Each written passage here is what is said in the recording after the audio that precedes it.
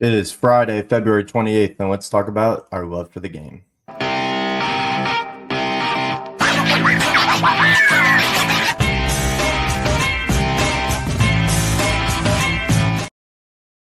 And welcome back to another episode of the Love for the Game podcast. I'm your host, Reed Napper. We have a jam-packed show for you today.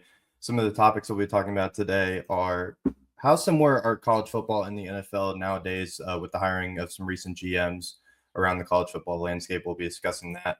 We'll be continuing our Most Approved series today with head coach of Utah, Kyle Whittingham, analyzing a statement by Kalen DeBoer saying that there would be an even playing field with the new rev share coming to college football.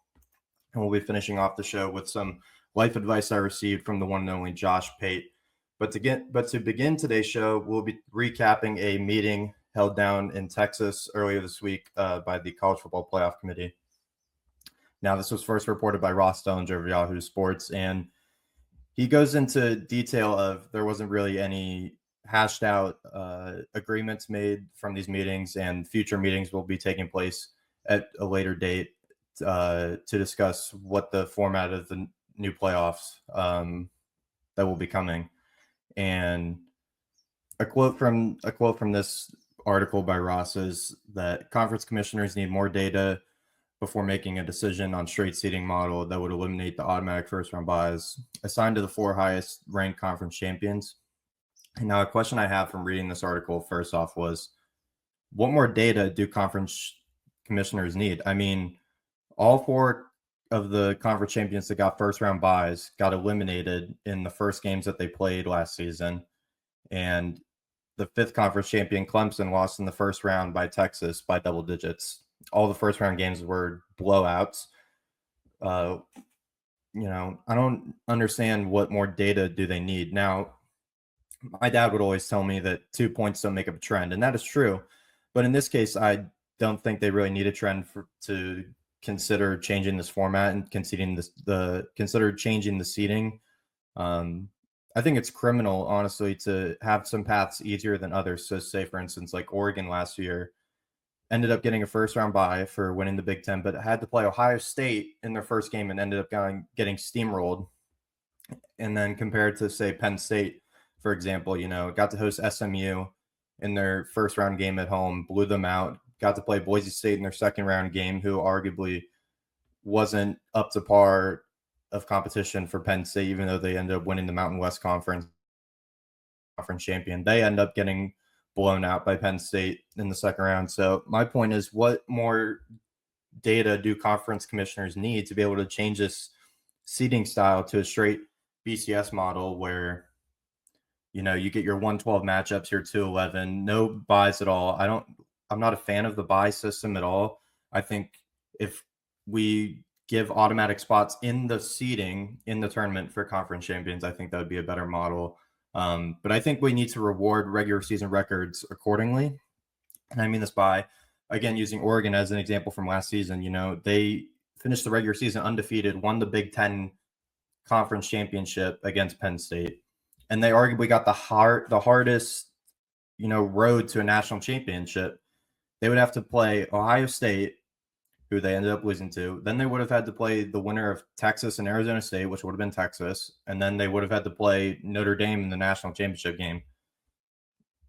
That's not really a reward for going undefeated in your first season in a brand new conference. You beat Ohio State in the regular season and you win your conference championship. That's not really the way we should be doing it.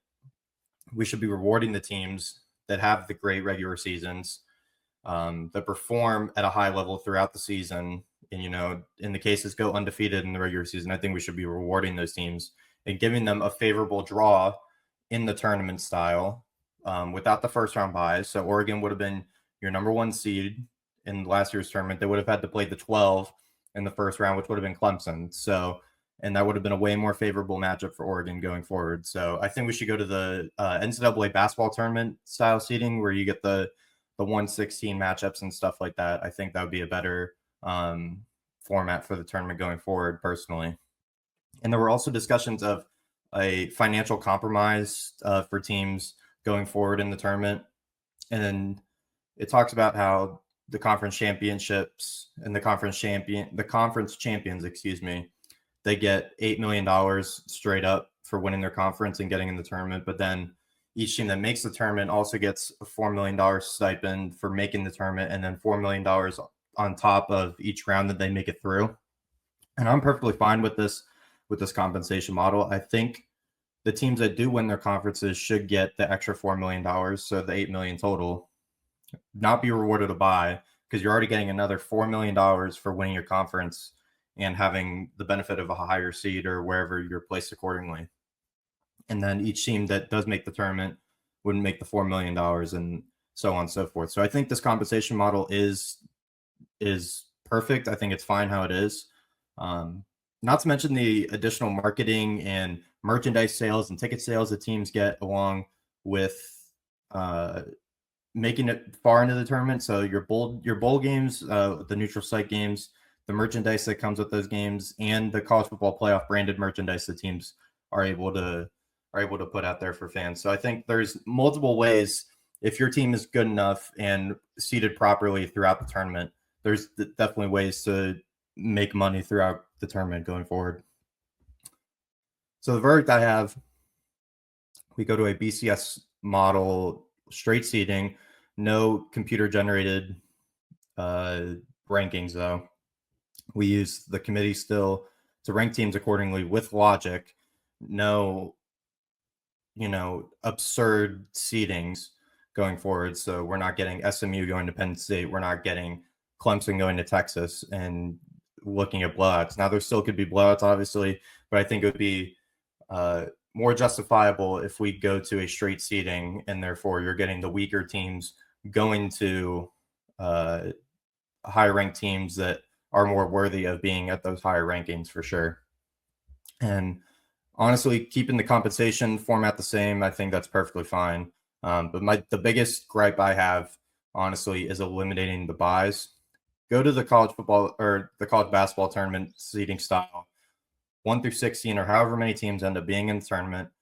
Go to that straight seeding model, and I think not all, but I do believe most of the problems could be solved with that style of seeding. I'd like to thank everyone for their support so far on the Left of the Game podcast. All feedback and support has been really appreciated. Remember to subscribe to our YouTube channel and on Apple Podcasts. It's really appreciated to keep the follower count going. Remember to follow us on X, Instagram, and TikTok at LFTGPod01. All support, again, is really appreciated, and I thank you guys for listening and watching. Our next topic we'll be getting into is how close is the NFL getting to college football, or how close is college football getting to the NFL, in other words. So some news from the last couple of days were the hirings of Pat Stewart to Nebraska as their general manager. Now, Stewart brings in 17 years of front office experience from the NFL, from across multiple franchises throughout scouting and player development. And when I was reading this story on Twitter yesterday, reported by Pete Thamel, I was seeing a lot of mixed reviews about this story, comparing the recent successes of the Patriots and the Panthers, which have been very lackluster as of late, to Nebraska, and how those recent trends of those pro teams would translate to Nebraska with this hiring. Now, I don't necessarily think that. I think any hiring of a former executive and front office member in the NFL is great for any college program, especially as we move forward in this NIL and rev share transfer portal era of college football. And I think the comps of those teams don't really translate to this hire. I think this hire would be good for Nebraska going forward, especially within the Big Ten. You're competing with the likes of Oregon, Penn State, Ohio State, Michigan. You're hanging with all the big boys, honestly. So I think it's great for Nebraska to be able to get a hire like this, to be able to retain and keep the momentum going under Matt Rule for sure. And another hire notable is Jim Nagy to Oklahoma. He was the former executive director of the Senior Bowl, and he also worked for multiple NFL front offices over the course of 18 years. He worked as a scout in the NFL and the Senior Bowl. He was the executive director, which was also the head of scouting, so he oversaw all the scouting for the Senior Bowl, which, obviously they get all the best players from around college football ending up at the Senior Bowl at the end of the season. So, and for Oklahoma, he'll be able to oversee the talent evaluation and recruiting, roster building, rev share, compensation plan. So he's basically overseeing the entire program for Oklahoma, which I think is great. That takes a lot off of Brent Venables' plates. He'll be able to be aligned in the same goals and the culture being built at Oklahoma under Brent Venables, which has been very up and down so far for Oklahoma in his tenure. But I think this will be good for them getting back up to the upper echelon to the SEC as they make that transition into that conference. Other notable hirings of GMs throughout college football are Michael Lombardi at UNC. He's making $1.5 million at North Carolina, former front office member of the New England Patriots with Bill Belichick. So, I mean, I think that was Bill Belichick's own personal hiring. I do believe that UNC will be able to make a couple moves just by the notability of having Bill Belichick as their head coach and Michael Lombardi overseeing that. I think gives another reliable trust for UNC going forward with the hiring of Bill Belichick. And another one, notably, especially at a program like Alabama, Courtney Morgan was the former director of player personnel and the general manager at Washington when Kalen DeBoer was there. And this was actually the first hire of DeBoer at Bama. And this is proof that a GM hiring at a college program, is very beneficial for programs going forward in the new era of college football. DeBoer led Alabama to the number 3 overall recruiting ranking in this past 2025 cycle. So it just proves that having a good GM in the building alongside a head coach that knows what he wants and knows the culture that he wants to build can definitely lead to immediate success. Obviously not on the field for Alabama. They went 9-4 this last season, but being able to generate new talent coming in the building and being able to oversee all the rev share and NIL deals that are being made with those incoming players is definitely very important going forward in college football. So Courtney Morgan, Alabama, and Kalen DeBoer leading to that number 3 overall recruiting class of 2025 is definitely an example of what having a good GM means to a program. And of course, as we move closer to an NFL style, with front offices and coaches having separate roles, but being aligned in their goals and the culture that the head coach wants to build going forward, it's arguably just as important as the head coach hiring. The GM oversees all player acquisitions and movement throughout the roster and roster building through recruiting and the transfer portal. So it's definitely, I would say, just as important, or maybe in some cases, even more important than the head coaching hire. But the downside to this is if success isn't seen within a 2 to 3 year period, who's getting the blame for this? Because say this Jim Nagy hire at Oklahoma doesn't really go well within, I would say, the first year or so. Is he getting the blame? Is Brent Venables getting the blame? Would Brent Venables get fired because he's already going into his 4th season at Oklahoma? Who's gonna take the blame from Oklahoma fans? I'm very curious about. But another good example of what having a good GM in the building is with Ohio State this past season.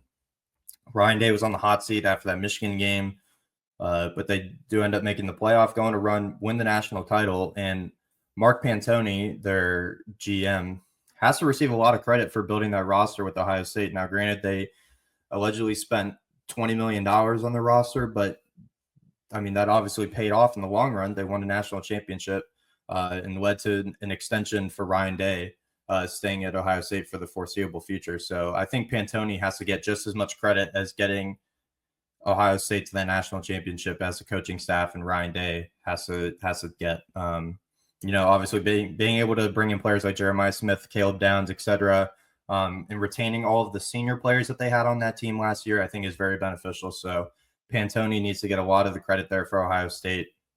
And at the end of the day, I think a good GM hire is just as important as the head coach hire in some programs, and maybe even in some cases more important, depending on where those teams are in their progress to getting back to winning ways and competing for playoff spots, national championships, conference titles, stuff like that. So I think it's definitely important for GMs to be the right fit for the programs that they're being hired at. We will continue our most approved series with Utah head coach Kyle Whittingham. Now, Kyle Whittingham was hired at Utah at the end of the 2004 season after Urban Meyer moved on to Florida, and he's been there ever since then now. And he's seen that program overturn through multiple different eras, through the end of the BCS era, through the 4-team playoff era, and now moving into the 12-team or more era with rev share and NIL, transfer portal and stuff like that. But the results haven't really translated on the field for Utah in the last few seasons. In 2022, they went 10-4, but lost in the Rose Bowl to Penn State. 2023, they finished 8-5 and lost in the Las Vegas Bowl to Northwestern. And then this past season, finished 5-7 with no bowl. Although their team was very injury prone last season, but I'm not making that up as an excuse. I mean, obviously, you go to a school like Utah, who is competing for conference titles every other season in the Pac-12, and now in their first season in the Big 12 last season, they're picked to finish first in the conference and then finish second to last. Finish 2-7 in the conference. So, I mean, definitely a lot of pressure on Kyle Whittingham, I would say, going into this next season with Utah. Now, some recent successes, though, had a lot of high expectations going into these previous seasons, but failed to meet those expectations. In 2022, won the Pac-12, good job in the regular season, but ended up losing the Rose Bowl to Penn State. 2023 lost a bunch of key Pac-12 games throughout the regular season: Oregon State, Oregon, Washington, Arizona, and ended up losing to Northwestern in their bowl game, which you look at Northwestern now, I mean, they're arguably the laughing stock of the Big Ten now with Purdue, I would say. So, I mean, still lost that bowl game. And then 2024, although I've stated that season was injury riddled, they were picked to win the conference in the preseason and didn't even end up winning a bowl game. Went 2-7 in the Big 12 in their first season. Now, their outlook for 2025, they are picked to win the Big 12 once again. I don't understand what makes Utah very intriguing as a conference championship pick for 2025 in the Big 12. I mean, they've been up and down under Whittingham since 2005. They've lost their last 5 bowl appearances under Whittingham. They've never made the playoff under Whittingham. The question I have for Utah fans is Utah just satisfied with being, I guess, a good team of like the upper tier? And what I mean by that is, if you have this high expectation of your team, before every season, at least the last 2 seasons, they've been picked to finish first and win the conference of the Big 12. In their first season, they didn't. What would it take for Kyle Whittingham, to get over that hump? He has a couple of transfer acquisitions coming into the season. Devin Dampier at quarterback from New Mexico, Rayshawn Parker, and Nakari Rogers, coming to that backfield. According to Brad Crawford at 247 Sports, he has them ranked as the number 6 backfield in the country and the number 1 backfield in the conference.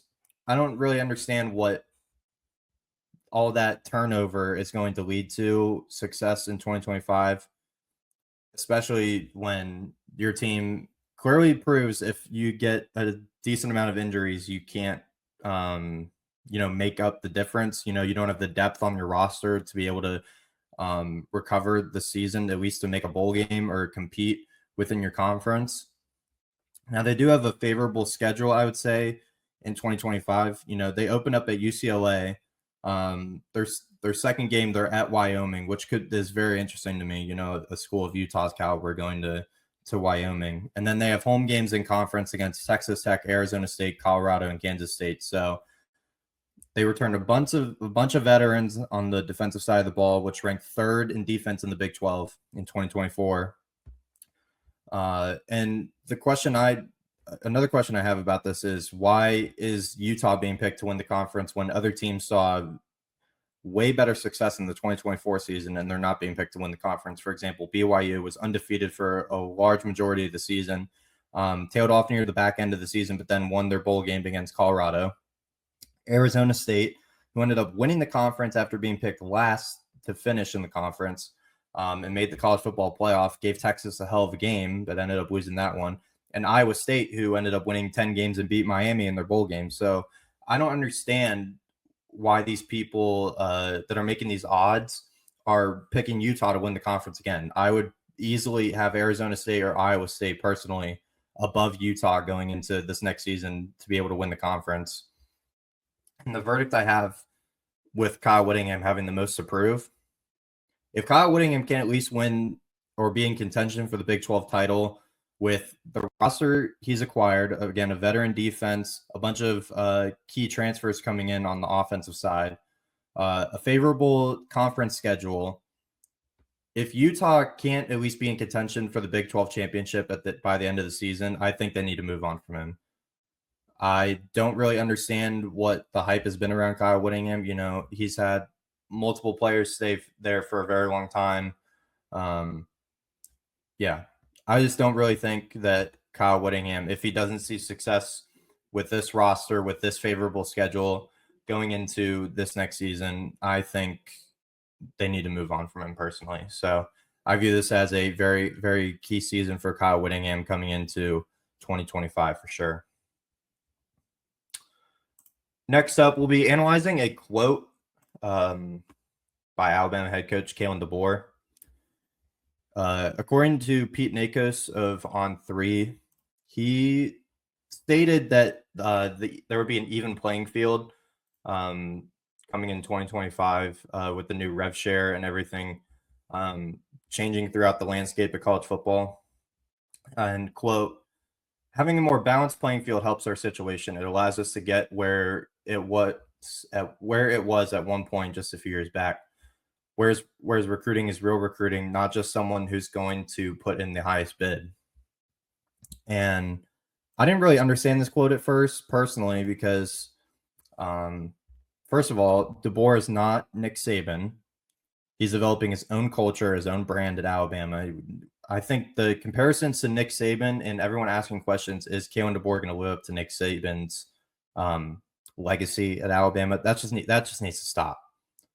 Nick Saban is the greatest head college football coach of all time. The success he had at Alabama, I think, won't be matched for at least a generation at the earliest. Kalen DeBoer will not live up to the legacy of Nick Saban. So we need to stop those comparisons now.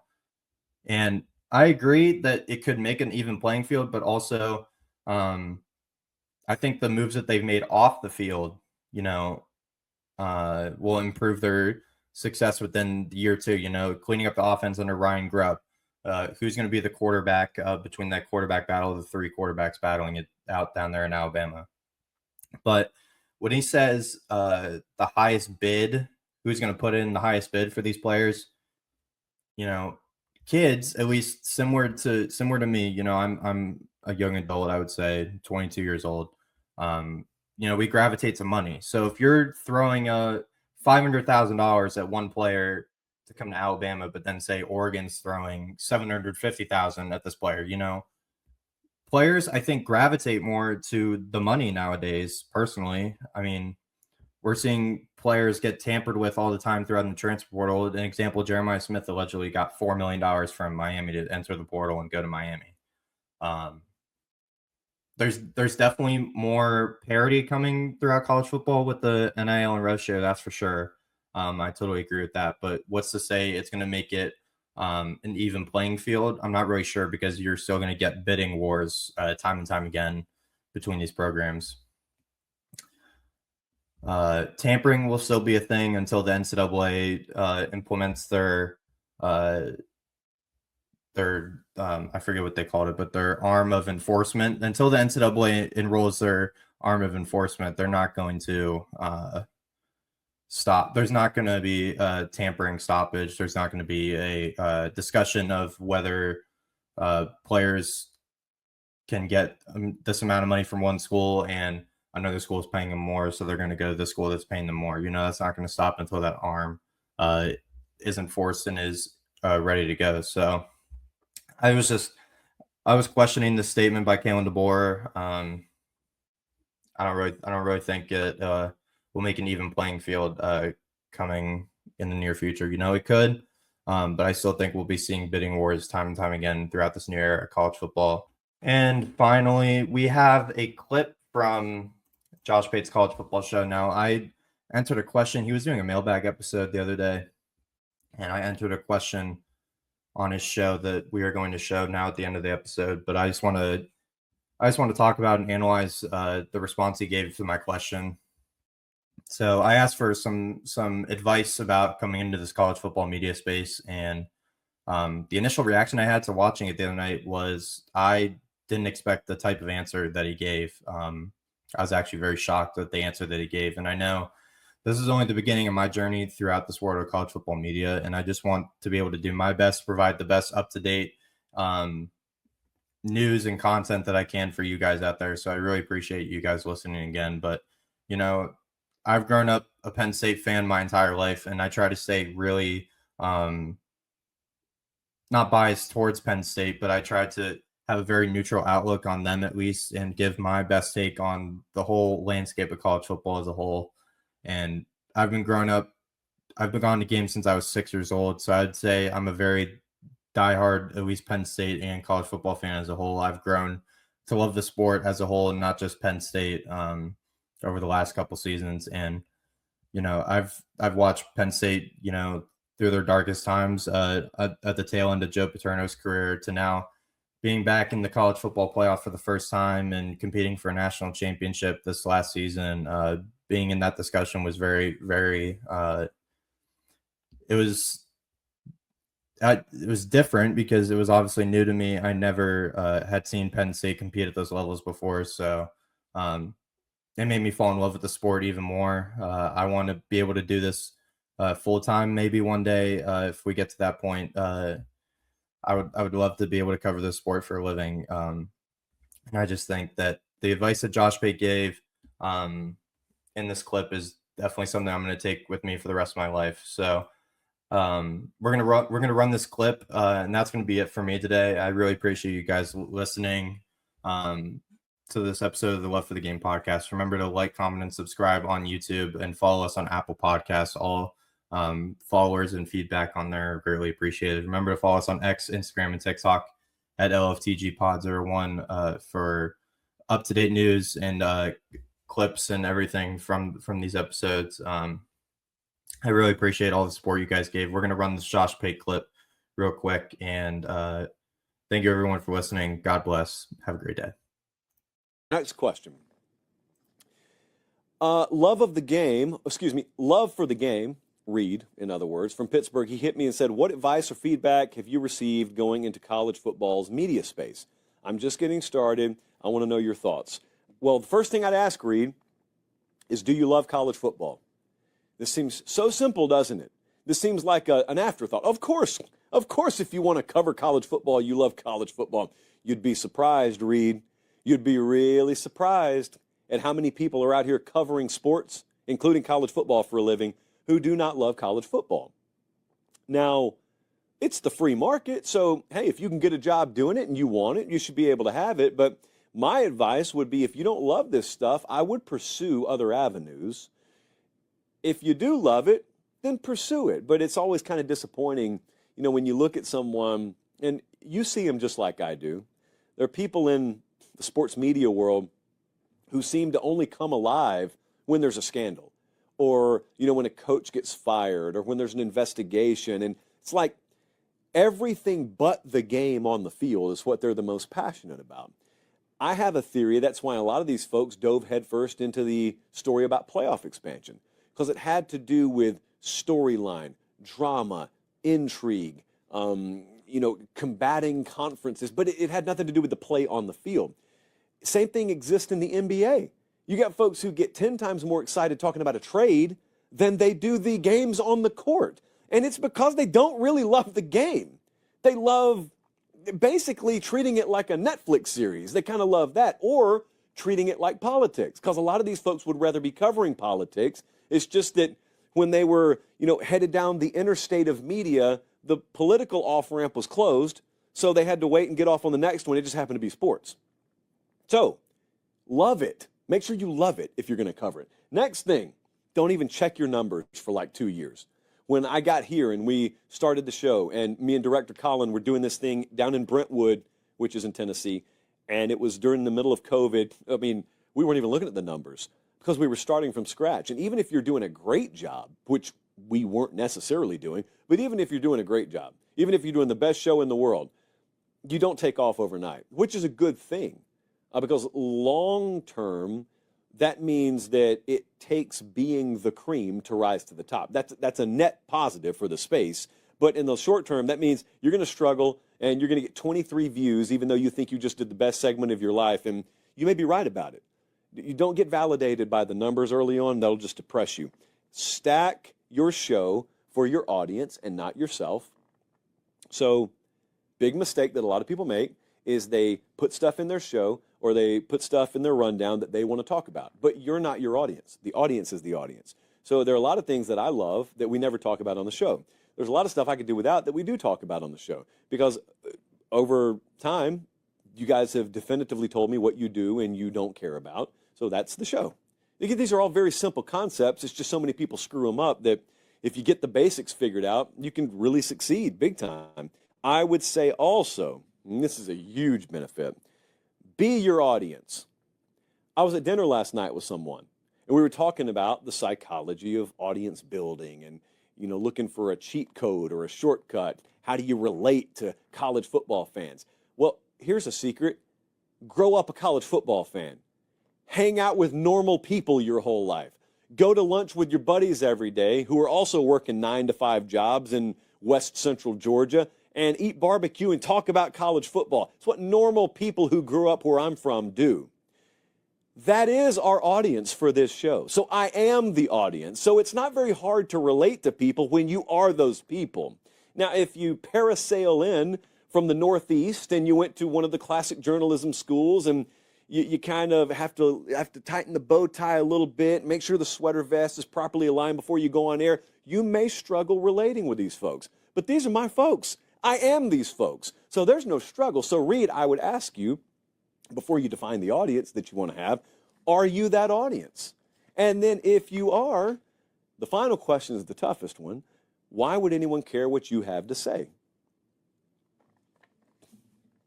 I always pause when I ask that one. Because when someone asks me that for the first time, it like slapped me in the face. Because that's really what it comes down to. Does anyone care what you have to say? If you walk up to someone and say 2 + 2 is 4, but they don't care, it doesn't really matter that 2 + 2 is 4. If you tell them Mississippi State's going to beat Georgia Saturday, but they don't really care why you think that, it doesn't matter if Mississippi State wins. You got to be able to do the hardest thing in the world, which is make the most stubborn group of people in the world, sports fans, I'm one of them, be willing to shut up and listen to what you have to say. They defer their attention to you. If you've ever hung around normal college football fans, like most of us grew up with and grew up being, you know how hard it is thinking you know everything, thinking we all know everything, to have a guy walk in a room and you say, oh man, I'm going to be quiet and see what he has to say about this. Hardly anyone in your social circle demands that kind of authority from you. So, or commands that kind of authority from you. I'm the same way. So like, you got to become that. And it takes a while. It takes a while, and it's fun. If you love it, it's fun, but it takes a while. So that's Stop at Quick Trip.